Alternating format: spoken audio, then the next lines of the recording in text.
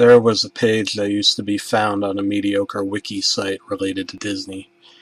As you can imagine, this wiki was taken down because most of its content did belong to Disney.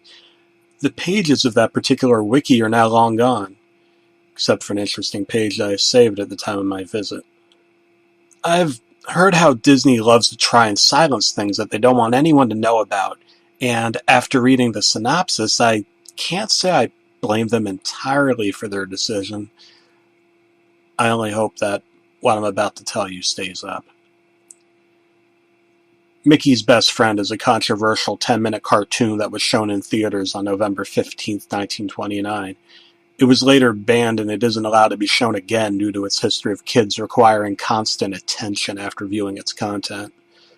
The cartoon was animated by Iwerks, with music composed by Carl Stalling. It isn't even available to anyone who wants to complete their collection of classic Mickey cartoons.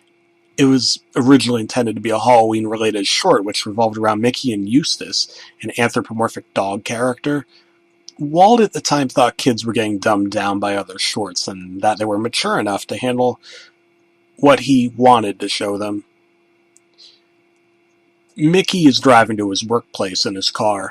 Along the way, it breaks down due to an engine problem, and he gets out to check it. When Mickey finds out it's beyond repair, he goes into a depression until Eustace arrives and helps out by fixing the problem. Mickey is relieved and introduces himself. After getting Eustace's name, Mickey invites him to go with him somewhere. Eustace asks Mickey if he was supposed to be somewhere, but Mickey lies to him, decides to skip work. The two arrive at a cafe where the owner spots Mickey and gives him a stern look. He walks up and rudely asks Mickey what he wants. After ordering, the sheriff, Pete, enters and confronts Mickey, demanding that he finally pays off his late rent. Mickey is on the verge of a breakdown and is pitied by Eustace, who decides to pay off Mickey's entire debt. The sheriff laughs and warns Eustace, telling him that Mickey will only cause him trouble before leaving the scene. Mickey, relieved that he's off the hook, hugs Eustace in joy. Mickey leaves the cafe with Eustace and begins to introduce his new friend to the local residents through a bunch of different scenes. They don't care. They walk off. The last resident they speak to begins to chuckle for a bit and warns Eustace that he should be careful around that mouse. Eustace tries to get an explanation on why this person holds a grudge, but the resident is nowhere to be seen after his warning. Eustace asks Mickey why he's smiling after the reception he got, and Mickey admits to Eustace that he hasn't had friends before and that Eustace is his first pal. Eustace feels bad and seems to be hiding something with a guilty expression. Mickey and Eustace in a bunch of quick scenes stop by a theater, play a game, go atop a mountain viewing the scenery. Afterwards, Mickey shows Eustace's home and hopes that he'll live with him. It's here where Eustace feels bad for the mouse, but finally admits that he has to leave.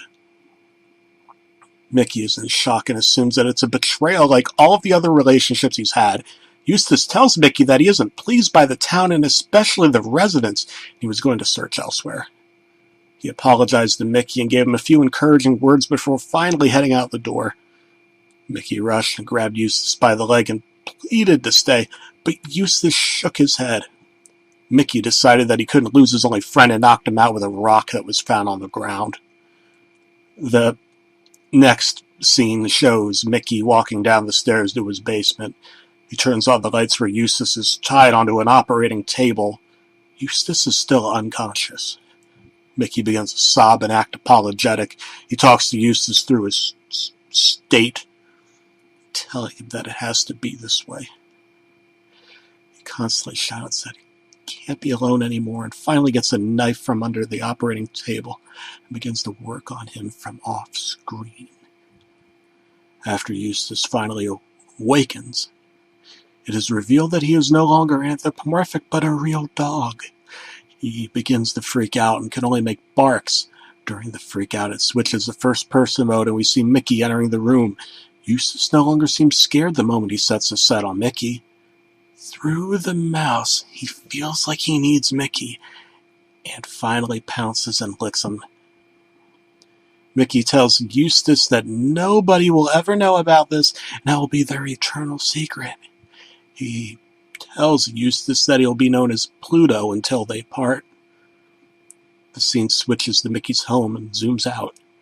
The sheriff's laughter is heard along with the resident who had warned Eustace about Mickey in the first place. Walt Disney was inspired to make a Halloween-themed short of the beloved mouse.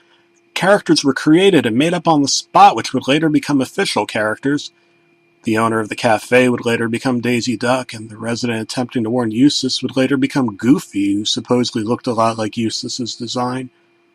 Pluto would also become a recurring character, but any connection to Eustace isn't mentioned. Iwerks felt disgusted during the final portion of the cartoon and demanded that the operation scene be censored.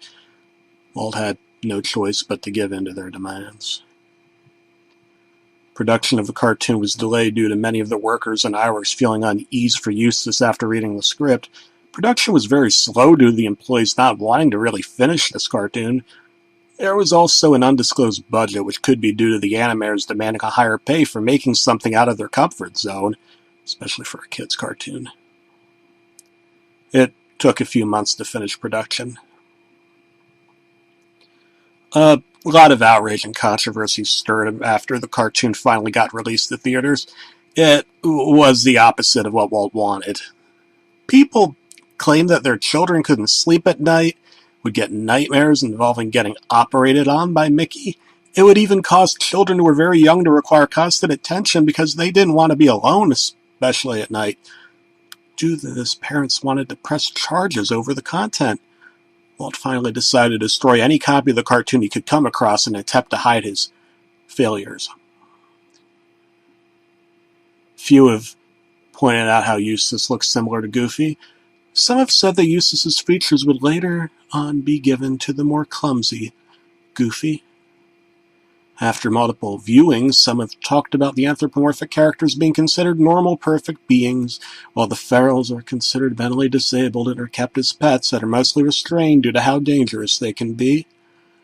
While there are no connections to Eustace in future cartoons, Mickey gets extremely worried when Pluto runs off or gets lost, and will even try and risk his life in order to save his best friend.